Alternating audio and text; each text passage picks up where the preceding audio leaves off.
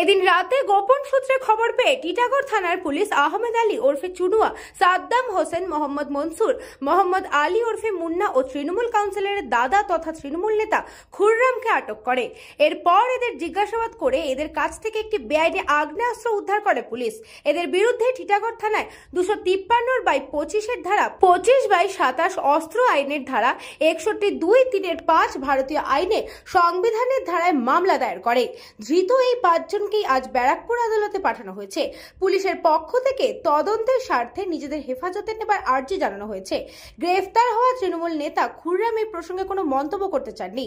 কয়েকদিন আগেই নিজের বাড়িতে বোমা বিস্ফোরণ কাণ্ডে গ্রেফতার হয়েছিল টিটাগড় পুরসভার 4 নম্বর ওয়ার্ডের তৃণমূল কাউন্সিলর আরমান মণ্ডল। এবার ফের তৃণমূল কাউন্সিলরের দাদা তথা তৃণমূল নেতা গ্রেফতার হওয়ায় শুরু হয়েছে রাজনৈতিক বিতর্ক।